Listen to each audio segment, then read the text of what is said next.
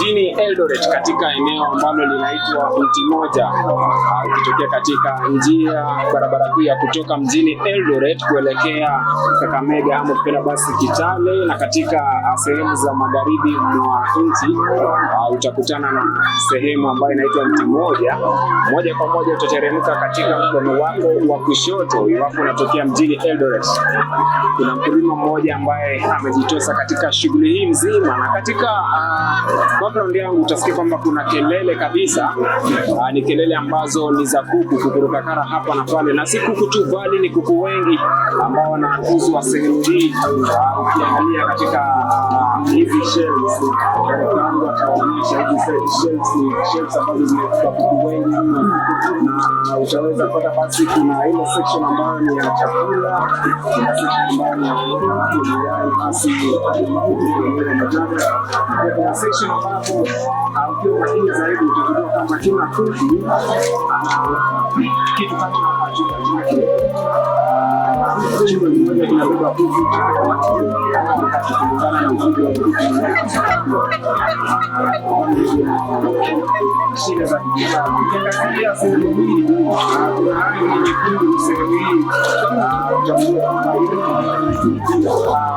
Ni mechanism tu fulani ambayo inaenda kutokana na bomba nyeupe ambalo kuku wenyewe watakuwa wanadona, watakuwa wanatikisa kidude hiki na kuweza kupata kunywa maji wenyewe. Naam, rangi nyeupe hii pia mwanzo itakuwa inakujuza hii tu ni bomba la maji, mrija ambao unasambaza maji katika vijisanduku hivi.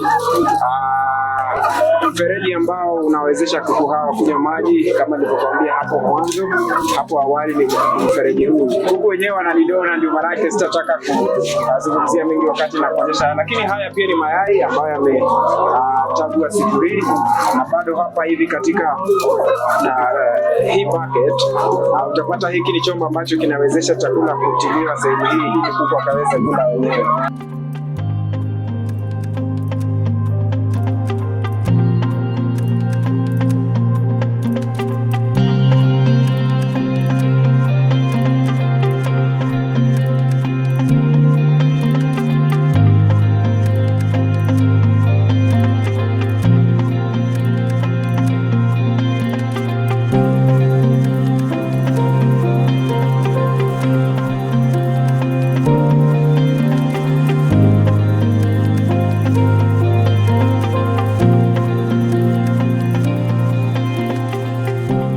Katika ukulima tumekutana na bwana mmoja hapa mjini Eldoret, atakuwa anatuelekeza kulingana na masuala ya ukulima hasa ufugaji wa kuku.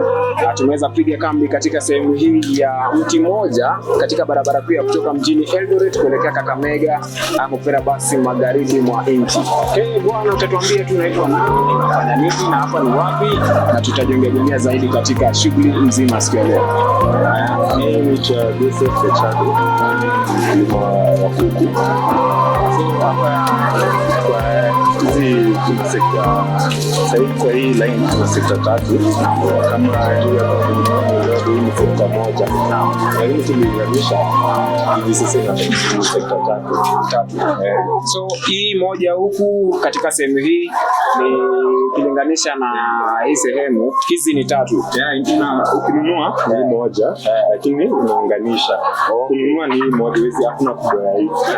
So unanunua hii, afu unaunganisha tu. Unaunganisha. Na labda hiki kifaa labda kinanunuliwa takriban pesa ngapi za hapa nchini? Hii 48,000 pamoja na bomba ya maji, pamoja na mifereji na kifaa cha kutilia chakula, kila kitu iko 48,000 sio? Na labda nikitizama hiki kifaa kwa makini naona kwamba kuna vijisanduku vidogo ambavyo vimetengenezwa na nyaya hivi sivyo? Labda utakuna ujuzi ambao uliweza kuchukuliwa kutengeneza kifaa hiki kutumia waya za aluminium, manake naona ni kama ni waya za aluminium sio? Mbona hazikutumia kopa kutengeneza kifaa hiki? Manake kuna nyaya aina tofauti, na mbona zikatumia nyaya badala ya mbao ama chuma vile? Tulitumia aluminium juu aluminium hairust. Like tuliweka iron, najua kuku inakushauri mbolea, tunajua iko na unyevu. So ingekuwa iron, ingekuwa ina rust, ingekuwa inakaa muda mrefu. So the best thing tunatumia ama tumia iron na graft na nini nyingine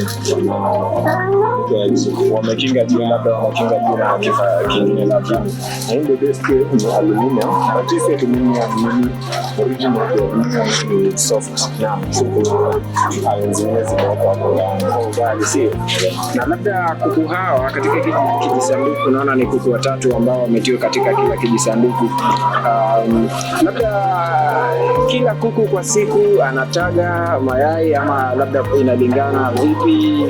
Labda mnafanya vipi kuhakikisha kwamba kuku hawa kwa kila kijisanduku mayai yanapatikana matatu? Manake ninavyotizama sasa hivi naona hapa kuna yai moja, katika hii sehemu nyingine naona mayai ni matatu. Labda kuku ambao mnawatia kwenye hivi vijisanduku, kuku ambao wamefikia kiwango cha kutaga mayai peke yao ama inakuwa vipi? Kuku wakiwa hivi kwenye cages, wakati unazintroduce kwa cages, hapo zinaanza kutaga mayai makubwa. Na ikianza kutaga inatoka ndogo. That's why zingepitia hapa. Hizo tumeka hizi hii space na za kuku watatu.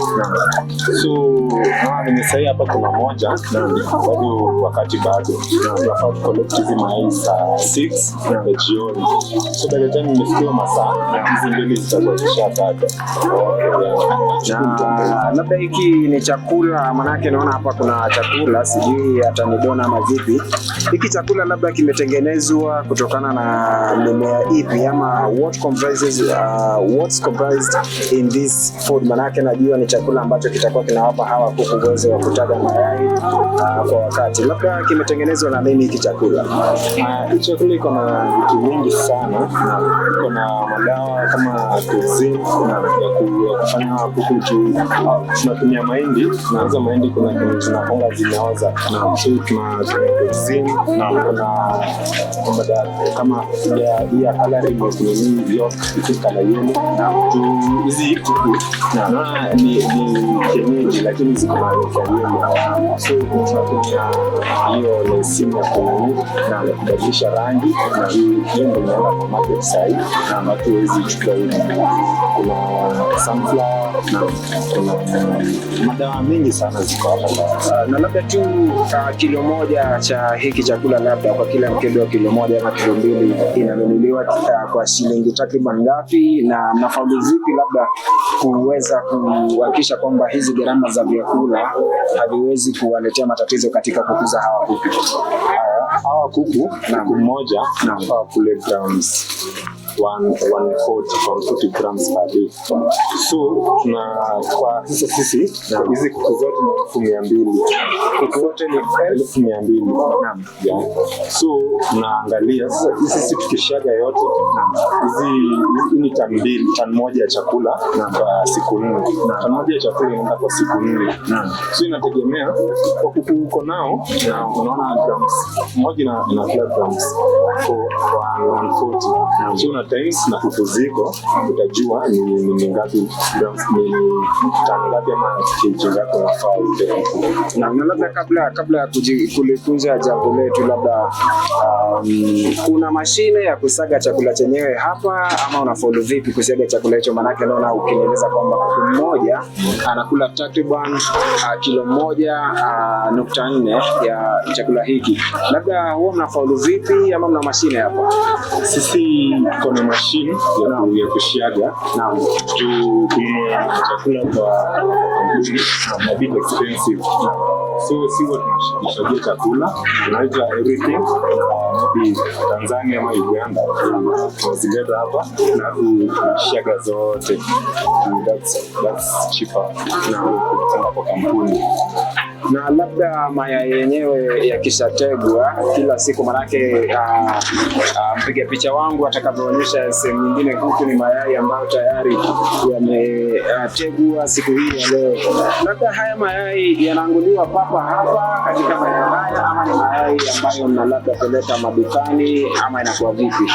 Sisi na wakulima sisi ni distributors. Naam. So tukishatoa haya mayai tunaziweka sehemu moja na wenye wanakujia, alafu sisi tuko na gari nyingine tunawapelekea. So sisi ni wakulima pamoja na distributors bado. Na kulingana na gharama ambazo unapitia kila siku, labda kreti moja ya mayai inatoka kwa hela ngapi, na mnafanya vipi kuhakikisha kwamba gharama ya mayai mnapata pesa za juu ambazo ni riba za juu? Mnapata vipi riba kulingana na ugavi wa pesa ama fedha ambazo inapaswa kutozwa kwa kila kreti ya mayai? Kwa kila tray na sasa hivi sisi tumeziweka hapa, tunakula kwa tray na karibu shilingi 30 kwa tray moja. Juu tunacompensate chakula transport kutoka tunakuwa nje ya nchi. So kuna so many na compensate kwa chakula na pia tuko na magari zinaenda. So yeah, ni nzuri, ni kitu nzuri kama kwa nini moja tunagaji na kwa kila siku karibu tray 50 na kreti moja inabeba takriban mayai 30 ama. Naam, hiyo imekuwa ni taswira kamili kutoka Wangige Farm, ama kupenda basi shamba la Wangige, ambapo kuna ufugaji wa kuku kwa kiwango cha juu. Tunaambiwa kwamba kuku ambao wamewekezwa mahali hapa ni takriban kuku 2,000, lakini kutokana na labda zile shughuli ama gonjwa ambazo zinasumbua kuku, homa vile, takriban kuku 102 waliaga, lakini kwa sasa kuna kuku takriban 1,108.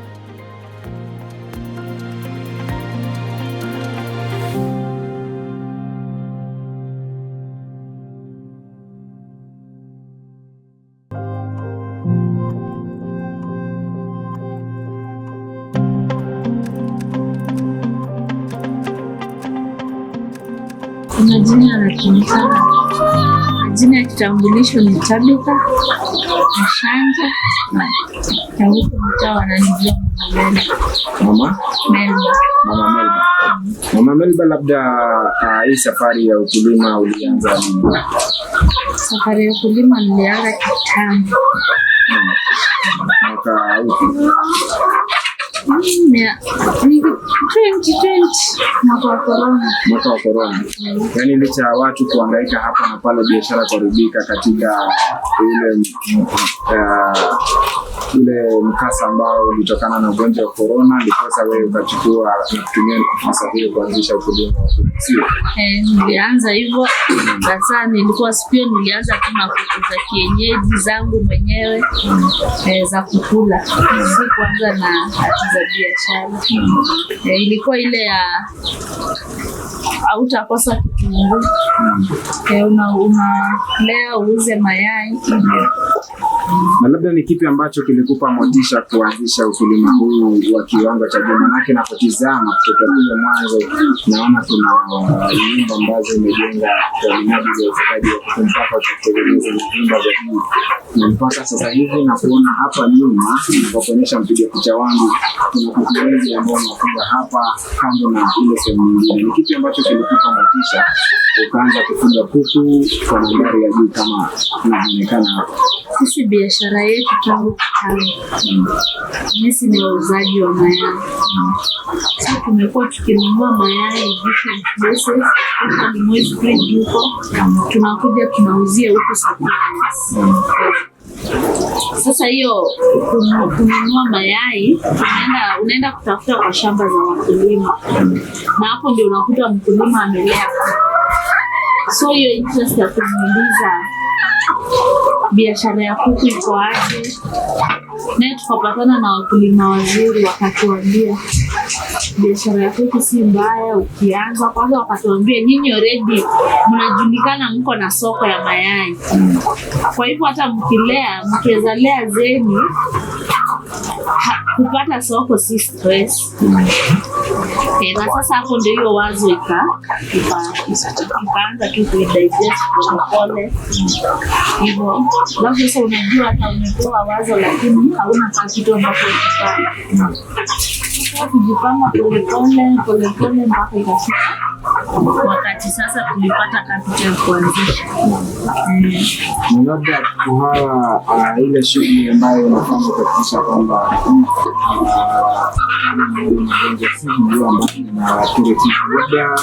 ni shughuli zipi ambazo zile principles ambazo umeziweka katika shughuli hii kuhakikisha kwamba kuku wanakuwa salama? Kitu ya kwanza kuku ni usafi ya hali ya juu, kama drinkers na feeders hadi ziwe safi.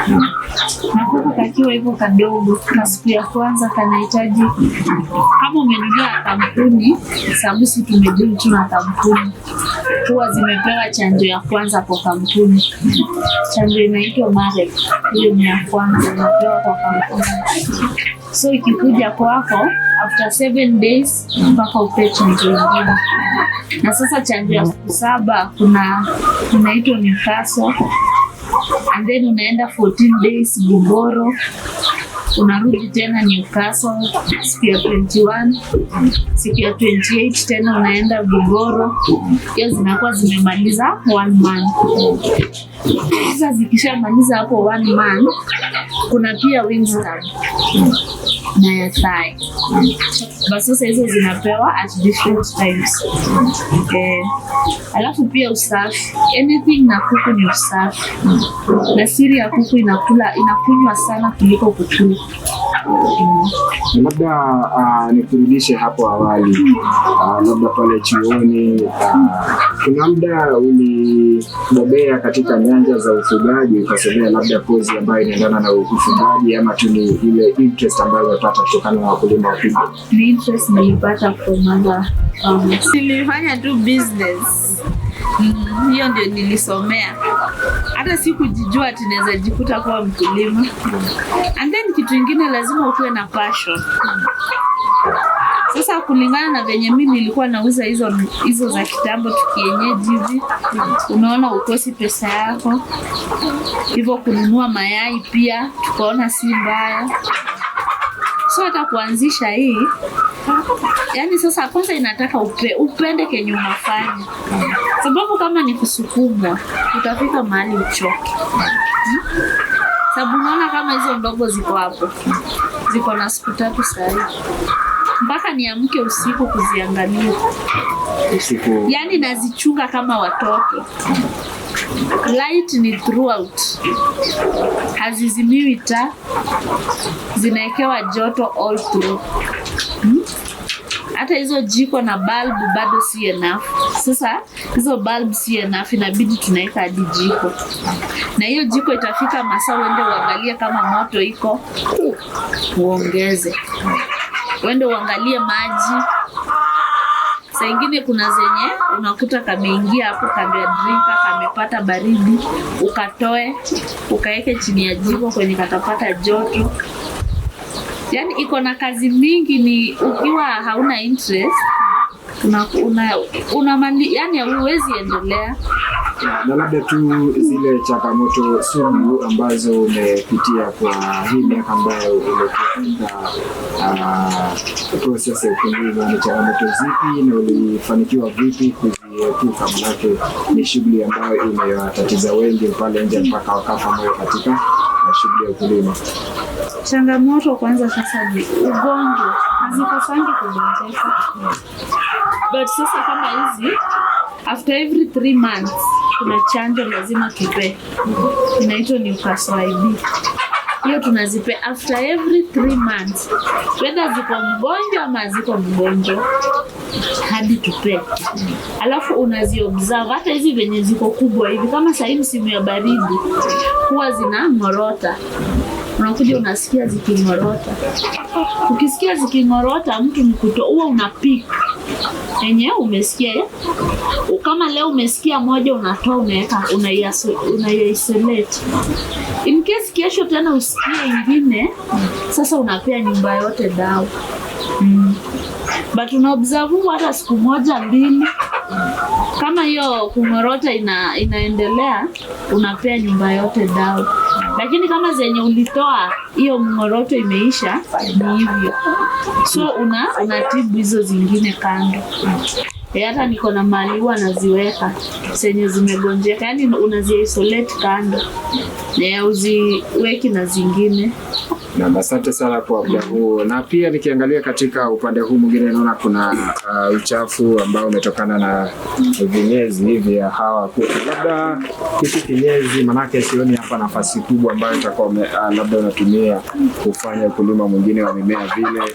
Labda huu uchafu unavokaa hapa hivi una faida gani? Manake najua umezungumzia masuala ya usafi ndiposa uepukane na magonjwa na homa ya kuku. Labda unafanya vipi kuhusiana na uchafu huu? Labda baada ya miezi 3 kuanzia sasa, najua uchafu huu utakuwa mwingi. Unafanya vipi kuhakikisha kwamba wanasalia kwa safi? Hii ni kuuza, huwa tunauza. Hii hata ijakaa hata 1 month. Niko na kitu wiki 3 tu. Kuna watu huwa wanakujia, wanaenda kufanyia ukulima. Pia sisi tuko na shamba mahali pengine. Hata sisi kuna wakati tunachukua, tunaenda kufanyia ukulima. Na labda tu, mbona uliamua kushughulika na kuku? Manake kuna ukulima wa aina nyingi, kuna ukulima wa mbuzi, ng'ombe, kondoo pale. Mbona kuku, na faida ni zipi? Kwangu kuku zina faida zake. Alafu once ni kazi umependa, haiwezi kuchosha. Yani hauwezi, despite challenges huwa zinakuja nayo, once umependa haitakuchosha. Unaona? Na kuku ina faida zake mingi. Hata hiyo mayai mimi pia nakula. Siwezi uzia watu kitu sikuli. Mimi na familia yangu tukitaka mayai kwa hapa. Mayai si ni part of lishe mzuri. Asante sana kwa muda wako. Hii imekuwa tu ni mojawapo ya taswira ambazo wale wakulima wadogo pale kijijini, pale nyumbani, labda una ndoto ya kuwa mkulima ambaye amebobea katika nyanja ya ufugaji kando na upanzi.